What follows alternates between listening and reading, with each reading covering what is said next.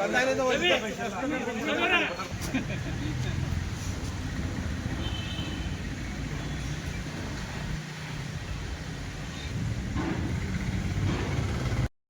ಗುಂಪಿಗೆ ಒಂದು ಅವಶ್ಯಕತೆ ಇರುತ್ತೆ, ಇನ್ನೊಂದು ಗುಂಪಿಗೆ ಇನ್ನೊಂದು ಅವಶ್ಯಕತೆ ಇರುತ್ತೆ. ಹಾಗೆ ಸಬ್ಸೆಪರೇಟ್ ಬುಕ್ ಮಾಡಿದ್ರೆ ಅನುಕೂಲ ಆಗುತ್ತೆ. 12 ಅಡಿ ಉದ್ದ, 8 ಅಡಿ ಅಗಲ ಮತ್ತೆ 2 ಅಡಿ ಎತ್ತರ, 2 ಜೋಡಿ ತುಟಿ ಮಾಡ್ಕೊಬೇಕು. ಇದರಲ್ಲಿ ನೀವು ಯಾರು ಜಾಬ್ ಕಾರ್ಡ್ ತಂದ್ಕೊಡಿ ಆ ಥರ ಏನೂ ಇಲ್ಲ. ಯಾರು ದಯವಿಟ್ಟು ಕೇಳ್ಕೊಳ್ಳಿ, ಯಾರು ನಿಮ್ದು ಬ್ಯಾಂಕ್ ಅಕೌಂಟ್ ಏನು ನಮ್ಮ ಆಫೀಸಿಗೆ ಕೊಡ್ತೀರಾ ಆ ಅಕೌಂಟಿಗೆ ಜಮಾ ಮಾಡ್ತೀನಿ. ನೀವು ನಮಗೆ ಜಾಬ್ ಕಾರ್ಡ್ ಏನು ಬೇಕಾಗಿಲ್ಲ, ಅವಶ್ಯಕತೆ ಇಲ್ಲ. ನೀವು ನಿಮ್ಗೆ ಅನ್ನ ನೀವು ಬಿಲ್ ತಂದು ಕೊಡಬೇಕು 25,000 ತನಕ. ನಿಮ್ದು ಏನಿಲ್ಲ ಸಿಮೆಂಟ್ ಇಟ್ಟು ಏನು ತೊಗೊಳ್ತಾರೆ ಬಿಲ್ ತಂದ್ಕೊಂಡು 12,000 ರೂಪಾಯಿ. GST ಬಿಲ್ ಅಂದ್ರೆ ಮತ್ತೆ ತಲೆನೋವು ಮೇಡಮ್. GST ಬಿಲ್ ಅವ್ರಿಗೆ ಹೇಳಿದ್ದೀವಿ, ಕಂಪ್ನಿ ಅವ್ರಿಗೆ ಸ್ವಲ್ಪ ರೆಡಿ ಮಾಡ್ಕೊಳ್ಳಿ ಅಂತ. 8,000 ರೂಪಾಯಿ ಮಾತ್ರ ಮೆಟೀರಿಯಲ್ ಬಿಲ್ ಬೇಕಾಗುತ್ತೆ, 25,000 ರೂಪಾಯಿ ಮೆಟೀರಿಯಲ್ ಬೇಕಾಗುತ್ತೆ. 8,000 ಮಾತ್ರ ಮೆಟೀರಿಯಲ್, ಇನ್ನೆಲ್ಲ ಲೇಬರ್ದು ಹ್ಯಾಂಡ್ ಓವರ್ ಹಾಕಂದ್ರೆ ಸಾಕು.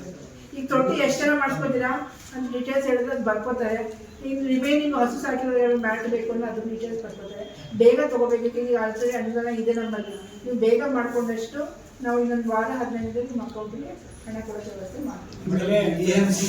ಕಾಂಬಿನೇಷನ್ ಇರುತ್ತೆ ನಾವು ಕೂಡ ಏರಿಸಿ.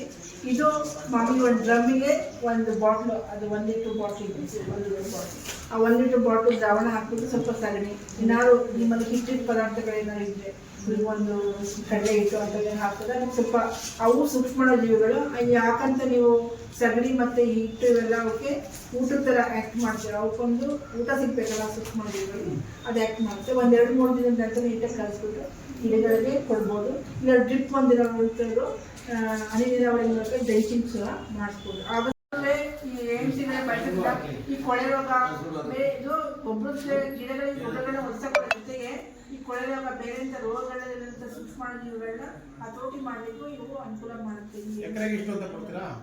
ಇರುತ್ತೆ ಅಂತ ಅಂದ್ಕೊಂಡ್ರೆ ನೀವು ಹೇಳ್ದಂಗೆ ಈ ಸಾವಯವ ಪದಾರ್ಥಗಳನ್ನ ಹೆಚ್ಚಿಗೆ ಬಳಸೋದಂದ್ರೆ ಈಗ ಕೊಟ್ಟಿಗೆ ಗೊಬ್ಬರ ಆಗ್ಬೋದು, ಈ ಎರೆಹುಳು ಗೊಬ್ಬರಗಳನ್ನ ಹೆಚ್ಚಾಗಿ ಬಳಸೋದ್ರಿಂದ ಸ್ವಲ್ಪ ನೀರು ಇದ್ದಿಟ್ಕೋತಾರೆ. ಅದ್ರ ಜೊತೆಗೆ ತೆಂಗು ಒಳಗೆ ಹೊಂದಿರೋಂಥವ್ರು ಈ ಗರಿಗಳನ್ನ ಸ್ವಲ್ಪ ಗಿಡಗಳಿಗೆ ಕವರ್ ಮಾಡ್ಕೊಳ್ಳೋದ್ರಿಂದ ಸಹ ನೀರು ಸ್ವಲ್ಪ ಆವೇಗ ನಾವು ಗಿಡಗಳಿಗೆ ಕೂಡ ಇರಿಗೇಷನ್ ಮಾಡೋದ್ರಲ್ಲಿ ಒಂದು 30-40% ಏನಾಗುತ್ತೆ ಅದು ಆವಿಯಾಗಿ ಹೋಗುತ್ತೆ. ಇಲ್ಲಿ ರಿಮೈನಿಂಗ್ ಒಂದು 20-30% ಮಾತ್ರ ಗಿಡಗಳು ತಗೊಳುತ್ತೆ. ಇನ್ನು ಸ್ವಲ್ಪ ಪ್ರಮಾಣದಲ್ಲಿ 20-30% ಅದು ಭೂಮಿ ಒಳಗಡೆಗೆ ಹೋಗುತ್ತೆ. ಪರ್ಕ್ಯುಲೇಷನ್ ಅಂತ ಹೇಳ್ತೀವಿ, ಅದು ಭೂಮಿ ಒಳಗಡೆ ಹೋಗುತ್ತೆ. ಗಿಡ ತಗೊಳ್ಳೋದು ಕೇವಲ ಒಂದು 20-30%. ಅದೇ ಬಹುವಾರ್ಷಿಕ ಬೆಳೆಗಳಾದರೆ ಭೂಮಿ ಆಳವಾಗಿ ಹೋಗುತ್ತೆ, ಬೇರೆಗಳ ಆಳವಾಗಿ ಹೋಗುತ್ತೆ ಅನ್ನೋ ಉದ್ದೇಶದಿಂದ ಯಾರು ತೆಂಗು ಅಡಿಕೆ ತೋಟ ಬಂದಿರ್ತೀರಿ ಅವ್ರು ಸ್ವಲ್ಪ ಭೂಮಿಯಿಂದ ಆಳವಾಗಿ ಅಂದರೆ ಸುಮಾರು 1.5 ಅಡಿ 2 ಅಡಿ ಆಳದ ಮಣ್ಣು ತಗೊಳ್ಳೋದು ಅನುಕೂಲ. ಅದೇ